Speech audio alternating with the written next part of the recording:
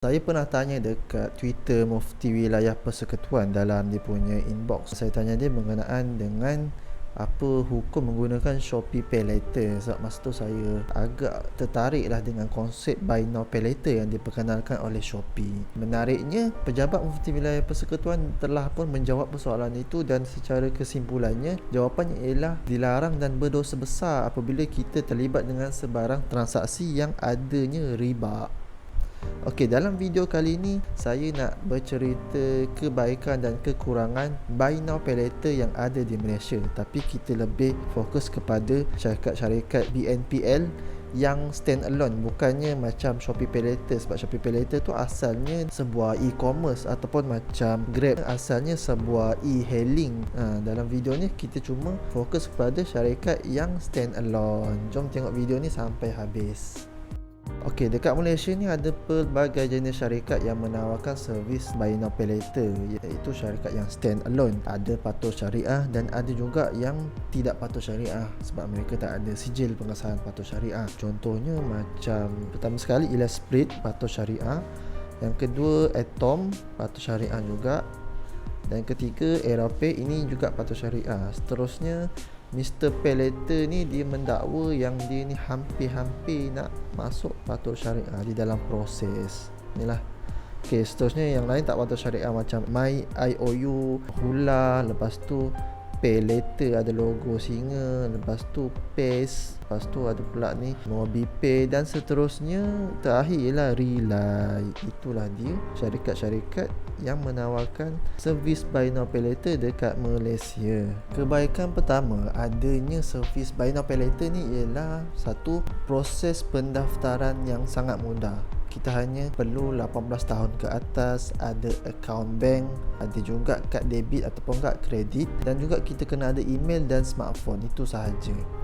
Dan prosesnya agak cepat. Kita akan dapat barang yang kita nak beli tu dengan keadaan yang segeralah. Daftar dulu, lepas tu kita bayar berapa peratus sahaja daripada harga asal tu, dan kita terus dapat barang tersebut lah. Berbanding kita kena bayar secara keseluruhannya, barulah dapat bawa balik sesuatu barang tu.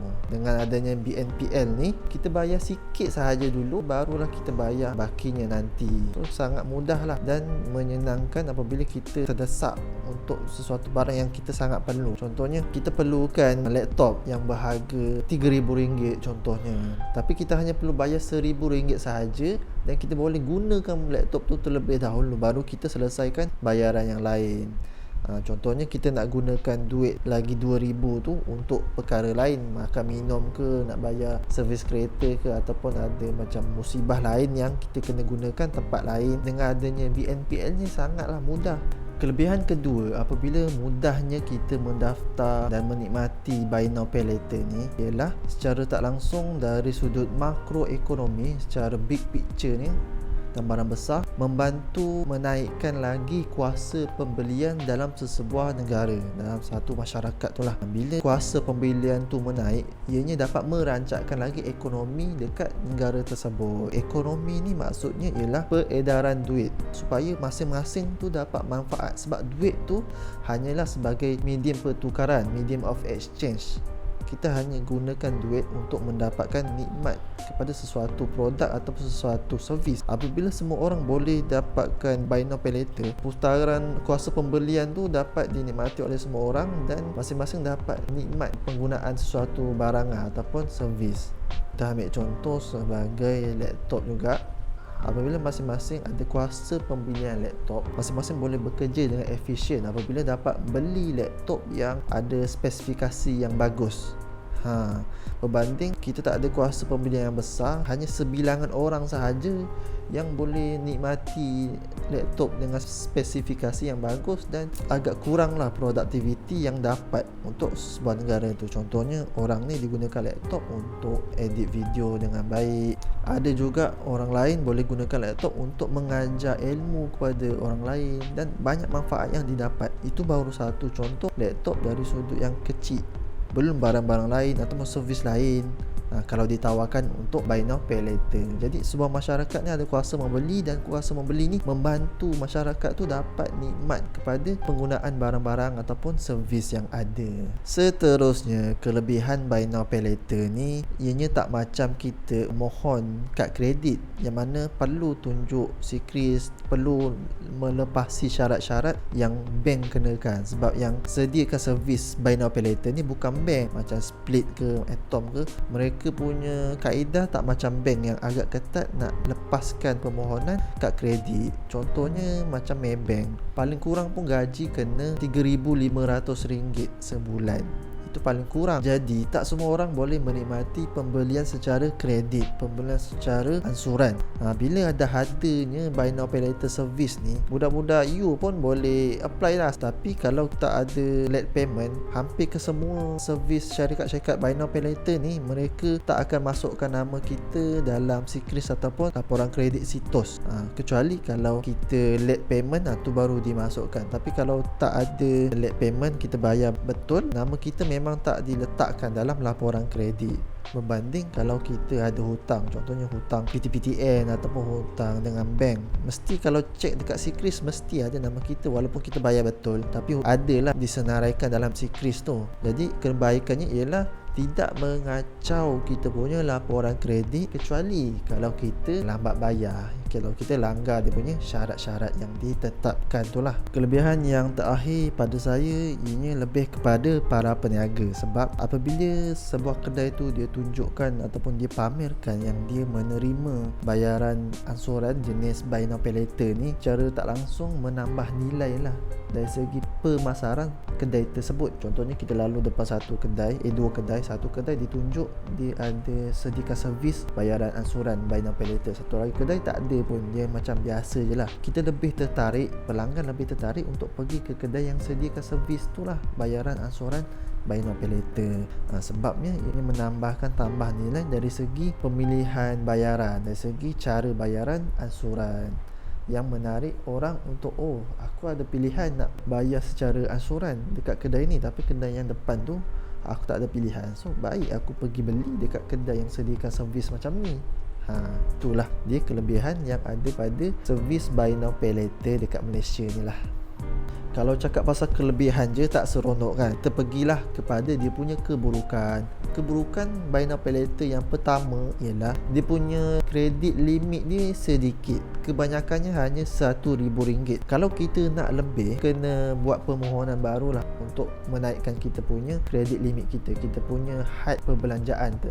Kita nak naikkan kepada RM5,000. Jadi kita kenalah bagi maklumat tambahan. Contohnya kita kena bagi laporan kredit kita. Tak tahulah, itu bergantung kepada syarikat tersebut macam mana cara permohonannya. Tapi dia punya kelemahannya itulah, memang mudah untuk daftar dan mudah untuk lepas, tapi spending limit tu, kredit limit kita tu hanya sedikit. Kalau tak silap RM1,000 sahaja maksimum. Kelemahan seterusnya gunakan buy now pay later ni, ia tak ada servis-servis tertentu, tak menyeluruh. Biasanya buy now pay later ni lebih kepada barangan tangible, barangan yang kita boleh pegang, macam laptop ke, beli buku ke, beli meja ke, barang yang boleh pegang. Paling-paling pun setakat yang saya baca, yang saya tahu, Atom dia ada sediakan buy now pay later untuk renew insurance ataupun takaful. Itu sahaja yang saya tahulah. Kalau yang lain tu tak ada, kita hanya boleh beli barang. Berbanding kalau kita gunakan kad kredit, kad kredit ni asalkan kedai tu ada terminal kad tu, dekat situ lah kita boleh bayar. So contohnya kita repair kereta, so asalkan kedai dia ada terminal kad tu, so kita bolehkan gunakan kad kredit tu dan kita boleh bayar ansuran lah. Sebab konsep kad kredit tu kan memang bayar ansuran.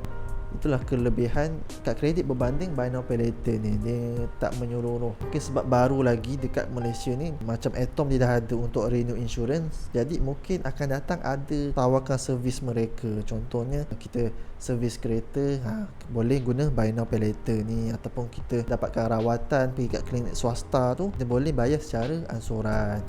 Yang ketiga, dia punya kekurangan buy now pay later kat Malaysia ni, dianya masih tak ada regulasi. Oleh mana mana-mana agensi kerajaan. Jadi kalau ada sebarang isu yang kita tak puas hati dengan cara pembayaran ni, kita tak boleh nak laporkan kepada Bank Negara Malaysia. Mereka hanya boleh terima sahaja, tapi mereka tak boleh ambil tindakan. Mereka boleh terima je lah aduan yang kita bagi tu, tapi mereka tak boleh ambil tindakan sebab tak ada regulasi lagi. Paling-paling pun kita boleh laporkan kepada KPDN HEP hal ehwal pengguna. Itu pun bukan dari segi cara bayar tu, itu pun dari segi masalah pengguna dengan peniaga ataupun tuntutan tribunal lah, ataupun bawa KPDN HEP. Jadi bergantunglah macam mana sesebuah kes tu. Paling-paling pun kalau kita banyak duit, bolehlah kita ambil tindakan sivil. Itu pun jenis orang yang banyak duit. Tapi untuk sebuah regulasi, sebuah tindakan tu agak lompong lah, tak ada apa-apa akta ataupun peraturan yang dibuat oleh kerajaan. Okeylah, itu sahaja kebaikan dan kelemahan servis Buy Now Pay Later bayaran asuran dekat Malaysia ni oleh beberapa syarikat yang ada. Itu sahaja daripada video saya kali ni. Sembarang komen, bolehlah share, boleh subscribe channel ni. Terima kasih kerana menonton dan jumpa lagi dalam video akan datang. Assalamualaikum. Ya.